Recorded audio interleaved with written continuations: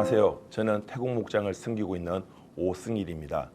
오늘 저와 함께 나눌 말씀은 민수기 36장입니다.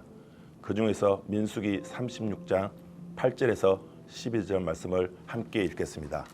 8절입니다. 이스라엘 자손의 지파 중 그 기업을 이은 딸들은 모두 자기 조상 지파의 종족되는 사람의 아내가 될 것이라. 그리하면 이스라엘 자손이 각각 조상의 기업을 보존하게 되어 그 기업이 이 지파에서 저 지파로 옮기게 하지 아니하고 이스라엘 자손 지파가 각각 자기 기업을 지키리라. 슬로바스의 딸들이 여호와께서 모세에게 명령하신 대로 행하니라. 아멘. 민수기 36장 내용은 이렇습니다.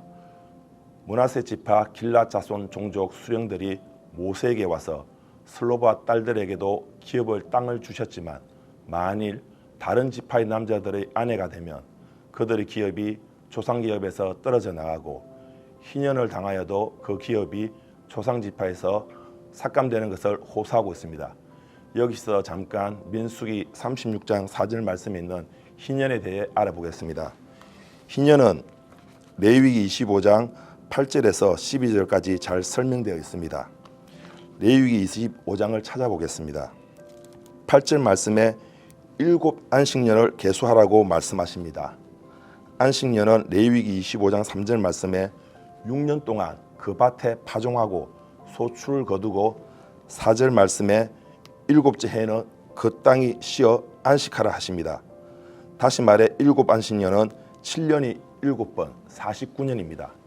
희년은 다음에 50년째 해를 거룩하게 하여 그 땅에 있는 모든 주민을 위하여 자유를 공포하고 원래 소유주에게로 되돌려 주는 것입니다. 다시 본문으로 돌아가서 슬로바 딸들이 다른 지파와 남자들과 결혼하게 되면 희년이 되어도 땅이 원래 소유주에게 돌아오지 않는 것을 의미합니다. 슬로바스의 딸들에 대한 여호와의 명령은 이러합니다. 마음대로 시집가라. 하지만 오직 조상지파의 종족에게로만 시집가서 그 기업을 지킬 것을 말씀하십니다.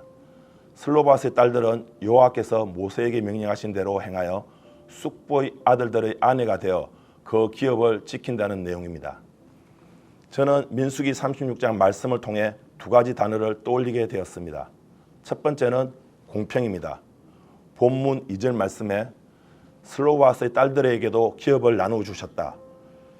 남자를 중요시 여기는 구약시대에도 하나님은 아직 미혼인 슬로바 딸들에게 땅을 분배해 주시는 걸 보고 나누는 삶을 생각하게 되었습니다. 우리는 하나님의 주권 안에서 동일한 인격체입니다.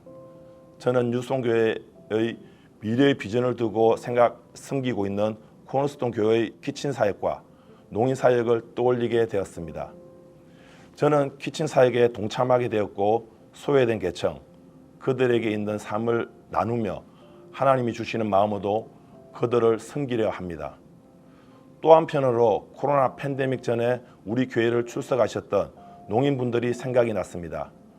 그분들과 교회 체육관에서 마주치면 어떻게 해야 할지 몰라 서먹한 분위기로 외면할 때가 있었습니다.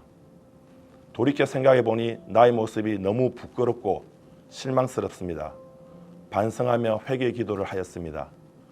농인들을 위하여 수어로 인사 정도는 배워두고 먼저 다가갈 수 있도록 해달라고 기도했습니다. 저는 어려운 요건 속에서도 수어 찬양을 섬기시는 성도님께 존경을 표합니다. 농인분들과 함께 어울려 말씀도 수어 통역으로 예배할 날이 올 거라고 믿습니다. 두 번째는 순종입니다. 10절 말씀에 슬로바스의 딸들이 여호와께서 모세에게 명령하신 대로 행하니라.